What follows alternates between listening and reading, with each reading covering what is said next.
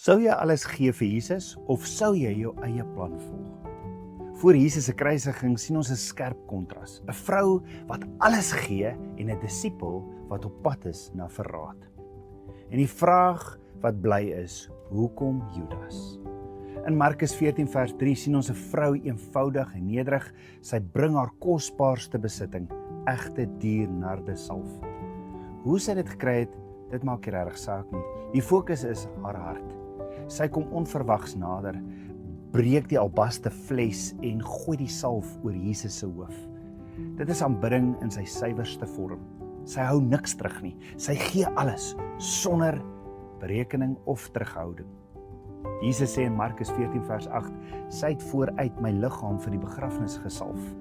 So hierdie vrou sien iets wat ander mis. Sy verstaan die profetiese betekenis van haar daad, selfs al besef sy nie die volle omvang van wat gaan gebeur nie. Sy het Jesus se liggaam vooruit gesalf vir die begrafnis. Maar Judas, hoor gou-gou, direk na hierdie salwing gaan hy na die owerpriesters toe en hy vra Markus 16 vers 14, wat sal julle my gee as ek hom aan julle oorlewer? Direk na hierdie salwing.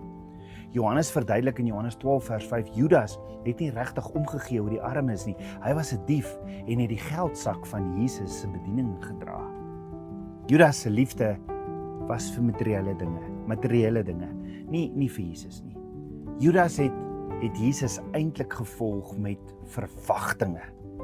Judas het 'n aardse politieke Messias gesien. En toe hy hoor van lyding, dood en begrafnis en sien hoe hierdie vrou alles vermors op 'n Messias wat volgens hom verloor en gaan sterf, breek iets hier binne in hom. In plaas daarvan om homself oor te gee, begin hy onderhandel. Ja, hy verruil Jesus vir 30 silwerstukke. Jy sien, Jesus het sy disippels geleer in Matteus 6 vers 21, waar jou skat is, daar sal ook jou hart wees. En so sien ons, die vrou het verstaan wat Judas nie kon nie. Om alles te gee vir Jesus is nooit ooit te verlies nie. Die Judas het alles verruil vir iets tydelik. So die vraag is nie net hoekom Judas nie, maar watter hart volg jy en ek vir Jesus? 'n Hart soos die vrou met oorgawe sonder grense, of 'n hart soos Judas, naby aan Jesus, maar steeds besig om te bereken wat ek kan kry? Dink vandag daaroor. Waar is jou hart?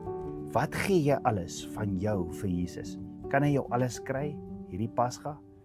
Share hierdie boodskap as jy hom jou alles wil gee.